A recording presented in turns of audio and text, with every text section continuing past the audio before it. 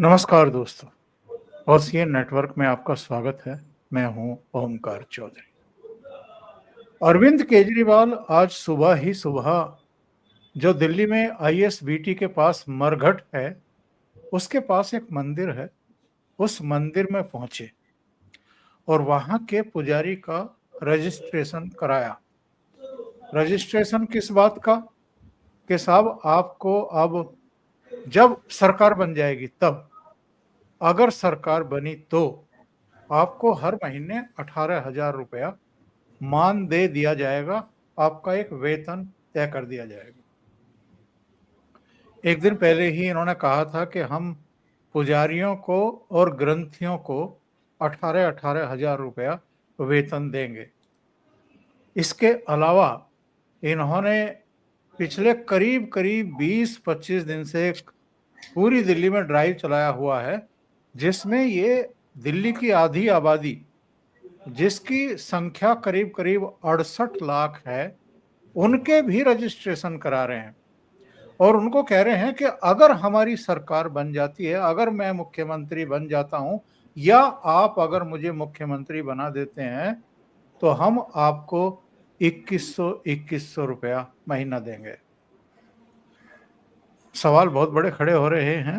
उनमें ये भी है कि जब बिल्कुल चुनाव घोषित ही होने वाले हैं तो तभी आपको ये पुजारी, ग्रंथी, ये महिलाएं, ये सब क्यों याद आ रही हैं? और दूसरे जो इमाम आजकल इनके रेजिडेंस के बाहर प्रदर्शन कर रहे हैं कि 17 महीने से हमारी पगार जो है आपने रोक कर रखी हुई है, हमें कमरे का किराया भी देना होता है, बच्चों की पढ़ाई भी देखनी होती है, तमाम चीजें हैं, वो आप हमारी रिलीज करिए। तो ये सब हो क्या रहा है? ऊपर से इनके प्रवक्ता कह रहे हैं नेशनल टीवी पर बैठ करके कि साहब देखिए, केजरीवाल जी ने तो ग्रंथी को और पुजारी को वेतन देना सुनिश्चित कर दिया, भारतीय जनता पार्टी अपने राज्यों में कब देगी? मतलब इससे बड़ी नाटक नौटंकी और पाखंड कोई हो नहीं सकता है। एक पैसा, एक धेला आपने अभी तक दिया नहीं है। आप कह रहे हैं कि पहले हमें जितवाओ, हमें मुख्यमंत्री बनाओ और उसके बाद आपका ये वेतन दिया जाएगा। और आप कह रहे हैं कि केजरीवाल ने तो लागू कर दिया, अब भाजपा कब कर रही है?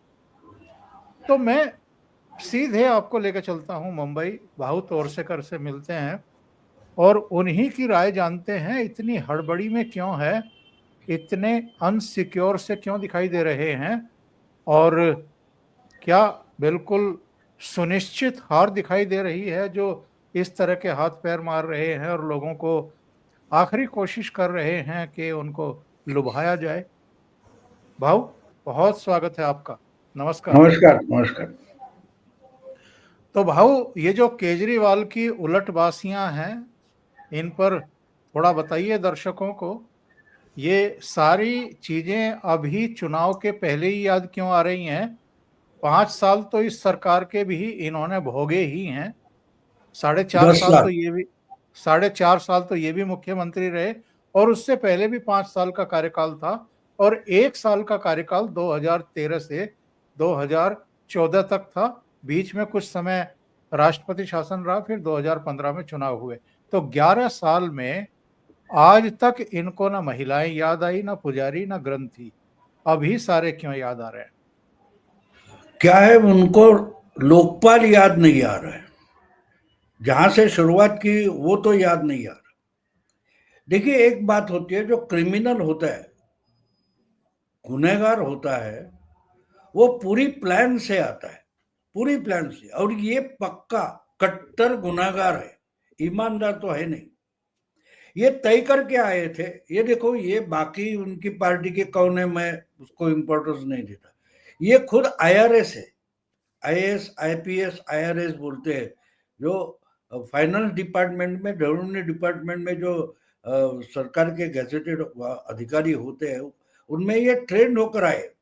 और जी ये जी। आपको याद होगा, लोकपाल आंदोलन में बार बार बोलते थे, मैं तो इनकम टैक्स कमिश्नर था, 10 करोड़ खाता, इसको 2 करोड़ 4 करोड़ उसको दे देता, 4 करोड़ करोड़ तो मैं हजम कर जाता।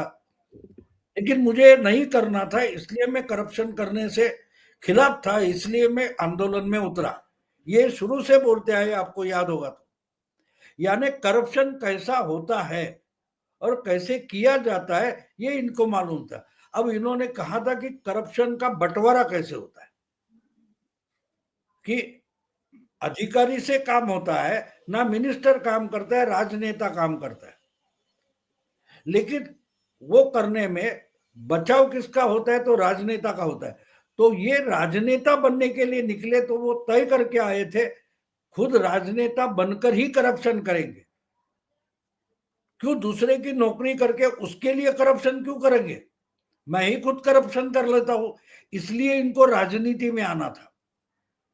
अब देखिए दूसरी बात बता दो, इन्होंने लोकपाल के लिए आंदोलन शुरू किया, फिर उन्होंने पॉलिटिक्स में आते वक्त लोग अपनी आम आदमी पार्टी बनाई, और हर पार्टी में ओम्बड्समैन यानी लोकपाल चाहिए, इसलिए इन्होंने अपनी ही पार्टी में लोकपाल रखा था बना के। रिटायर्ड एडमिरल रामदास नाम के थे, जी हाँ। इनके आंदोलन से जुड़े हुए थे। उन्होंने अपनी पार्टी में, आम आदमी पार्टी के लिए उनको लोकपाल बना रखा था। दूसरी बार जब ये 2015 में चुनकर आ गए और बड़ी संख्या में आ गए, तो इन्होंने क्या किया था, पहली बार इन्होंने अपनी पार्टी के अंदर जो लोकपाल थे एडमिरल रामदास, उनको ही बर्खास्त कर दिया और उनके जगह पर लोकपाल दूसरा लाया ही नहीं। यानी बिल्कुल पार्टी के अंदरूनी मामले में, आर्थिक मामले में उसकी जांच नहीं होनी चाहिए, इसलिए पहले लोकपाल की मर्डर इन्होंने अपने ही पार्टी के अंदर कर दी। और इसका कारण ये था कि जो अलग अलग जगह से चंदा आता था उसका कोई ढंग से हिसाब नहीं दिखा रहा है, ये रामदास की कंप्लेंट थी। तो आपको मैंने दो मुद्दे बड़े आपको बता दिए कि ये इंसान पहले तय करके आया था कि मुझे करप्शन ही करना है। दिल्ली दिल्ली की जनता, उसका भला, मोहल्ला क्लिनिक या अच्छे स्कूल वगैरह सब ढकोसला था, ये सिर्फ करप्शन करने आए थे। तो आपको याद होगा कि इन्होंने बोला था कि मैं किसी का सपोर्ट नहीं लूंगा, सब मिले हुए हैं, कांग्रेस से सपोर्ट नहीं लूंगा, बच्चों पे बच्चों के सर पर हाथ रख के शपथ खाई थी। ले लिया, हमको गाड़ी नहीं चाहिए, बंगला नहीं चाहिए, फिर बंगला ले लिया, उससे सटे हुए दूसरे बंगलों को भी एक्वायर कर लिया। अब तो इन्होंने शेष महल बनवा लिया। तो ये हर बात पर सिर्फ झूठ बोलते, सिर्फ झूठ बोलते, और इस ढंग से बोलते हैं कि भैया इस जमाने का 21वीं सदी का हरिश्चंद्र ही मैं हूं। लेकिन एक बात समझ लो, ये इस वो जो हरिश्चंद्र था जिसकी कहानी आज भी बोली जाती है, उसने सपनों में किसी को अपना राज्य दे दिया था, सपनों में दिया था, वास्तव में पूरा किया। ये सपनों में भी झूठ बोलते, वास्तव में भी झूठ बोलते। तो ये पूरा झूठ का एक पुलिंदा है, वो सिर्फ झूठ बोल सकते। तो अब जब सरकार बनी नहीं, अभी इनकी ही आम आदमी पार्टी की सरकार है जिसकी आतिशी मुख्यमंत्री है, और उसी मुख्यमंत्री की सरकार का महिला और बाल कल्याण मंत्रालय इश्तेहार दे रहा है कि भाई ऐसी कोई योजना नहीं है जिसका रजिस्ट्रेशन चल रहा है, और ये सरासर झूठ बोल रहे हैं। तो बिल्कुल। अब इनको आशा है कि अगर मुस्लिम वोट छिटक जाएगा तो उसको बचाने के लिए ये हिंदू पुजारी और ग्रंथियों के पास चलकर आए। तो हमें ये समझना जरूरी है कि ये सिर्फ झूठ बोल सकते हैं। हाँ, एक बात है कि ये झूठ भी लोगों को अच्छा लगता है। वो देवानंद के किसी फिल्म का गाना, मुझे अभी फिल्म का नाम नहीं याद आ रहा है, उसमें ना कुछ पल के लिए कोई हमें प्यार कर ले झूठा ही सही। तो कुछ थके मांदे लोग होते हैं, सताए हुए लोग होते हैं, पीड़ित लोग होते हैं, उनको झूठी तसल्ली भी आराम देती है। तो ये इन्होंने झुग्गी झोपड़ी में रहने वाले जो है उनको झूठ मूठ के आश्वासन दिए, और कभी 2 बार 10 बार माफ किया होगा, 12 बार नहीं किया होगा, तो बेगर्स हैव नो चॉइस ऐसा कहा जाता है। भिखारी जो होता है उसको ये बासी है, ये खराब है, ये टूटा हुआ है, इसको गंध आ रही है, ऐसी बात भिखारी नहीं कर सकता। इनको इन्होंने अपना वोटर बना लिया। उनका वोटर कौन है? बिल्कुल। तो वो उनको ढूंढते जाएंगे। वो तैयारी कहाँ कर रहे? वो दिल्ली के नागरिक के लिए कुछ बोल रहे? नहीं बोल रहे। दिल्ली की जनता जो है, देखो सरकार चलती है तो टैक्स पेयर के पैसे से चलती है। जो करदाता है, टैक्स पेयर है, उसके लिए मैं ये करूंगा वो करूंगा ऐसा तो नहीं बोल रहे। और सरासर झूठ। इनके प्रवक्ते हैं, कहां से ट्रेनिंग लेकर आए पता नहीं, नेशनल टीवी चैनल हो या और कहीं हो, प्रेस कॉन्फ्रेंस लेते हो, सरासर झूठ बोल देते, सरासर झूठ बोल देते। भाऊ, तो अभी हाँ आपने बोलिए। कहा अभी आपने कहा कि साहब, मुस्लिम अगर छिटके तो महिलाएं, पुजारी, ग्रंथी, इनको ये लालच देकर के एक बड़े वर्ग को प्रभावित करने की कोशिश कर रहे हैं, जिनको कभी इन्होंने याद भी नहीं किया पिछले 10-11 साल में। ये मुस्लिम के छिटकने का डर इसलिए है कि कांग्रेस इस बार थोड़ा मन से लड़ रही है। 2019 जैसी गलती नहीं करने जा रही है। संदीप दीक्षित को इनके खिलाफ खड़ा किया, जो शीला दीक्षित के सुपुत्र हैं और पूर्व सांसद भी हैं। तो कांग्रेस इस बार सीरियस दिखाई दे रही है, इसलिए अरविंद केजरीवाल परेशान है। कांग्रेस लड़ रही है इसका डर उनको नहीं है। कांग्रेस ने इनको हराने का तय किया है, ये डर है। आप उनका डर समझ लीजिए। अब 2013, 2015, 2020 ये 3 चुनाव हम देखते तो बीजेपी का वोट शेयर जो था वो इंटैक्ट रहा है, थोड़ा बढ़ा है। 34 था, 32 था, 39 हो गया। लोकसभा में ज्यादा था, छोड़ दो, मैं सिर्फ विधानसभा के आंकड़े बता रहा हूं दिल्ली के। जी। तो बीजेपी का वोट शेयर इंटैक्ट था, लेकिन 2013 में पहली बार आम आदमी पार्टी चुनाव में उतर गई, नई नई थी, तो उनका वोट परसेंटेज मेरा ख्याल है कुछ 29% था और कांग्रेस का कुछ 24% था। वो 13 से लेकर 20 तक 7 सालों में वो घटकर 4%। पिछले 2020 के चुनाव में कांग्रेस का विधानसभा में वोट परसेंटेज 4% हो गया, यानी 20% घटा। और जो इनका आम आदमी पार्टी का 13 में कुछ 28-29% था, वो बढ़कर 29। 54% तक चला गया। जी हाँ, जी तो हाँ। अगर कांग्रेस फिर वो 12-15% भी ले लेती है तो इनका घटने वाला है, ना कि बीजेपी का घटने वाला। हाँ, एक बिल्कुल। लोकसभा विधानसभा के चुनाव हम देखें तो इनका भी कुछ घटता है, कांग्रेस का घटता है और बीजेपी के पास लोकसभा में चला जाता है।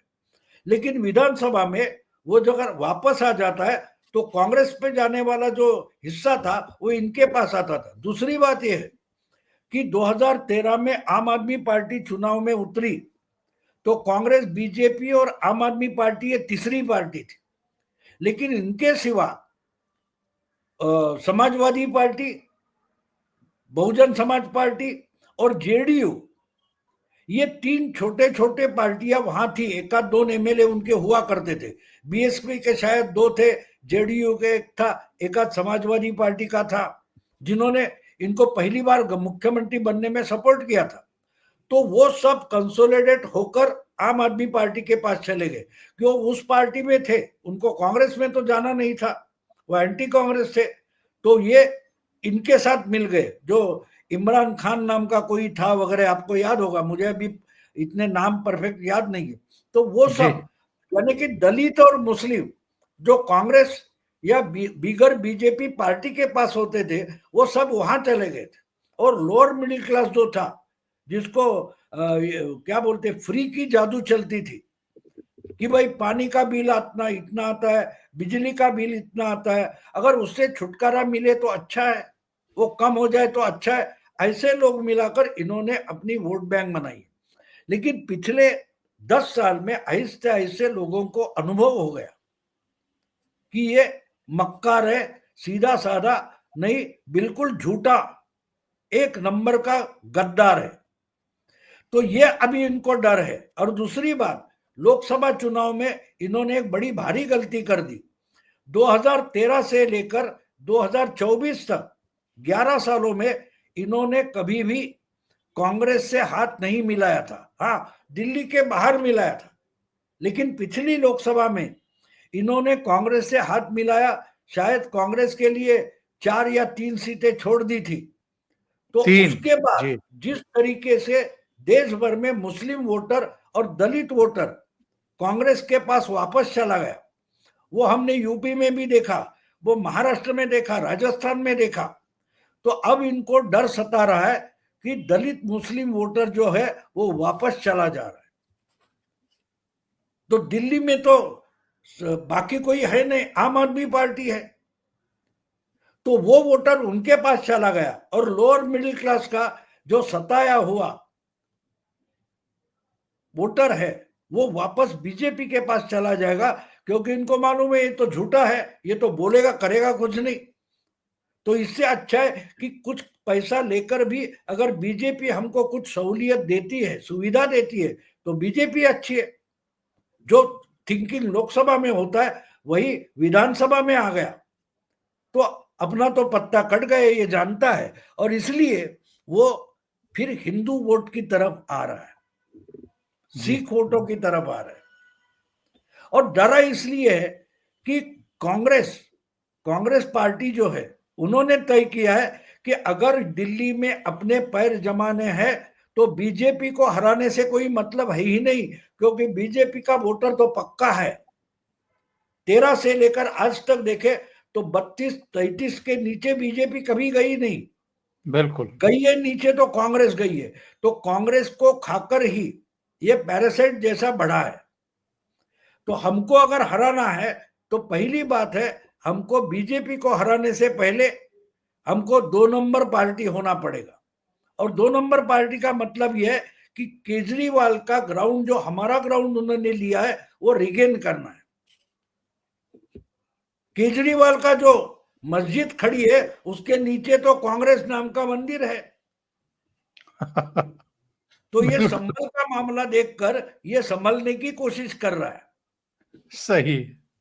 इसके बाबू इसका जो कुछ बना है शीश महल, उसके नीचे की जमीन कांग्रेस की है। और बिल्कुल पहली बार सही। कांग्रेस ने तय किया है हमको अभी इस चुनाव में बीजेपी को हराना नहीं है। हमारा एक भी एमएलए बने ना बने, हमको हर कॉन्स्टिट्यूएंसी में अपने वोटर परसेंटेज बढ़ाना है। और इसलिए केजरीवाल को हराना ये कांग्रेस का टारगेट है। और ये बिल्कुल जानता है केजरीवाल, और आम आदमी पार्टी के नेता जानते हैं कि कांग्रेस आम आदमी को हराना चाहती है, बीजेपी को जिताने से उसको कोई परवाह नहीं है। क्योंकि एक बात होती है, देखो एक बात होती है, हमको डर, सिक्योरिटी का मतलब क्या होता है? सिक्योरिटी जो होती है वो हमारी बॉर्डर पर सेना खड़ी है, हमको पाकिस्तान, बांग्लादेश या चाइना से डर नहीं है। इंटरनल सिक्योरिटी जो होती है वो अंदर के गद्दार जो होते हैं उनको खत्म करना चाहती है। तो कांग्रेस के लिए बीजेपी तो सामने का दुश्मन है, अंदर का दुश्मन कौन है? आम आदमी पार्टी। इसलिए आज इस विधानसभा चुनाव में कांग्रेस का टारगेट साफ है, उसको एक भी सीट जीतनी नहीं है, केजरीवाल को हराना है। और केजरीवाल दिल्ली में खत्म हो गया तो पूरा खत्म हो जाएगा, क्योंकि उसका बेस दिल्ली का है। और दिल्ली में खत्म होता है तो पंजाब में, गुजरात में, गोवा में जहां को फैलने की कोशिश कर रहा है वहां भी वो कांग्रेस का ग्राउंड खा रहा है। तो दिल्ली में बिल्कुल। इसकी जड़ उखाड़ कर फेंक देंगे तो बीजेपी से और जगह कांग्रेस आराम से लड़ सकती है। भाऊ अभी 2 दिन पहले अनुपम मिश्रा से बात हो रही थी, उन्होंने एक बड़ा दिलचस्प किस्सा सुनाया मुझे कि उनके यहाँ प्रयागराज में एक हलवाई की दुकान है जिसका नाम है ठग्गू के लड्डू। और वो बड़े मजाक में कहता है कि मैं तो साहब ठगता आया हूँ लोगों को, और फिर भी मेरी दुकान के लड्डू खाते हैं लोग। तो ये भी तो ठग्गू ही है, ये भी तो लोगों को ठग ही रहा है। 3 साल पहले पंजाब के महिलाओं को कहा था कि 1,000 रुपया महीना देंगे। अभी 3 साल फरवरी में पूरे होने जा रहे हैं, एक दमड़ी नहीं दी, एक धेला नहीं दिया वहां पे महिलाओं को। और वही चीजें यहाँ दिल्ली में अप्लाई करने की कोशिश कर रहा है। तो क्या ठग्गू के लड्डू दिल्ली की महिलाएं, ग्रंथी, पुजारी ये खाएंगे और हिंदू खाएंगे क्या? और इसी से जुड़ा हुआ एक सवाल ये भी है कि जो ट्रेंड हमने अभी देखा है लोकसभा चुनाव के बाद, चाहे जम्मू कश्मीर में देखा हो, हरियाणा में देखा हो, महाराष्ट्र में देखा हो, झारखंड में देखा हो, हिंदू यूनाइट हुआ है। तो ऐसे में ये जो कोशिश कर रहे हैं अरविंद केजरीवाल अपने तरीके से कि हिंदुओं को, सिखों को, महिलाओं को किसी तरीके से बीजेपी से अलग करके अपनी तरफ आकर्षित किया जाए, तो लोग क्या जितना ये मूर्ख समझते हैं उतना मूर्ख साबित होंगे इस चुनाव में, या इस बार समझदारी से काम लेंगे? नहीं, आपने सही जगह पर उंगली रखी है। ये डरा है और हिंदुओं के तरफ आया है, तो सिर्फ कांग्रेस कमर कसकर खड़ी हो गई इतना ही कारण नहीं है। एक बात तो माननी पड़ेगी, कांग्रेस के पास केडर नहीं, इसके पास केडर है। और गली मोहल्ले में क्या हो रहा है इसकी खबर इनको होती है। और गली मोहल्ले में बीजेपी की तरफ से आरएसएस जो काम कर रही है, इसकी सुगबुगाहट इसके पास पहुंची है। जी जी। देखिए, आरएसएस जिस ढंग से काम कर रहा है, तो बीजेपी और आरएसएस को इतना तो मालूम है कि भाई 100 में से 33% हमारे जो है वो हमको कुछ काम ना करे, यानी चुनाव का प्रचार ना करे तो भी मिलने वाले। सवाल 33% का है ही नहीं। 33 के आगे जो लोकसभा में पिछली 3 बार बीजेपी को 50% से ऊपर 51, 52, 53, 56 तक % वोट मिला है, तो इसका मतलब है लोकसभा में बीजेपी का वोट 20% के आसपास बढ़ता है। तो लोअर मिडिल क्लास जो कांग्रेस के बीजेपी के पास चला आता है, उसको अगले 20% जो है उसमें से 10% भी रखते तो 45% तक बीजेपी जाती है। उसका मतलब 40 सीटों से ज्यादा बहुमत बीजेपी हासिल कर सकती। तो आरएसएस गली मोहल्ले में घूमकर, जिन्होंने पिछली बार लोकसभा में, उसके पहले 3 लोकसभा में बीजेपी को वोट दिया है, लेकिन विधानसभा में आम आदमी को वोट दिया है, ऐसे वोटर ढूंढकर उनको कन्विंस कर रही है कि भाई लोकसभा में हमारे साथ रहे हो तो आगे भी इस विधानसभा चुनाव में हमारे साथ रहो। तो आरएसएस जो काम कर रही है, आरएसएस ये 18-20% लोकसभा में बीजेपी के बढ़ते उन पर काम कर रही है। और वो जाहिर है, वो तो मुस्लिम हो गए नहीं, वो दलित, पिछड़ा और लोअर मिडिल क्लास हिंदू, उनमें जाकर आरएसएस जो काम कर रही है उसकी सुगबुगाहट कांग्रेस को नहीं है, लेकिन केजरीवाल को है। और इसीलिए केजरीवाल इमामों का वेतन डिक्लेयर करके नहीं दे रहा है, लेकिन इनको नया आमिष लालच दिखा रहा है कि भाई आपको दे देंगे। तो ग्रंथी और पुजारी क्यों? तो कारण ये है कि वो छटने वाले है ही, कम से कम ये बच जाए। और इससे हिंदू लोअर मिडिल क्लास, देखो जो मंदिर या गुरुद्वारे जाने वाला जो होता है वो ज्यादा से ज्यादा लोअर मिडिल क्लास होता है। तो अगर ग्रंथी और पुजारी को प्रचारक बनाया जाए, इसकी कोशिश है, क्योंकि इसको पता चल गया आरएसएस क्या काम कर रही है। आरएसएस प्रेस कॉन्फ्रेंस नहीं ली थी, कैमरा वगैरह साथ लेकर नहीं जाती, इसलिए तो महाराष्ट्र में अंडर करंट था। मैं बोल रहा था 1 महीने से, किसी को मालूम नहीं था। वो अंडर करंट मैंने देखा था, इसलिए मैंने बोला था बड़े बड़े जो चुनाव के स्टडी करने वाले हैं, सर्वे लेने वाले, उनको पता नहीं था। लेकिन मैंने आपको बोला था गांव खेड़े तक पहुंच गया आरएसएस। तो जो महाराष्ट्र में कीर्तनकार वगैरह भजन करने वाले जो है, उसी तरीके से आपके नॉर्थ इंडिया में पुजारी और ग्रंथी जो काम करते हैं उन पर लोग middle class, lower middle class के लोग ज्यादा भरोसा करते हैं, उनकी बात मानते हैं, तो ये उनको ललचाने की कोशिश कर रहे हैं। और डर तो गए क्योंकि उनको पता चल गया कि कांग्रेस पहली बार कमर कसकर खड़ी हो रही है, तो कांग्रेस अगर 15% भी वोट खींच ले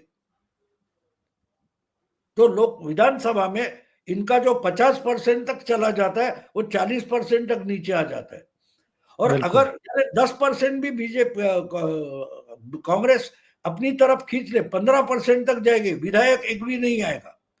लेकिन 10% भी कांग्रेस ले जाए तो इनका जो 50% है वो 40% तक विधानसभा में आ जाता है। और बीजेपी और उनके आरएसएस के स्वयंसेवक अगर 8-10% अपने लोकसभा के बचा कर रखते हैं तो ये तो 30% के नीचे आ गया, तो 2013 की पोजीशन में जाता है।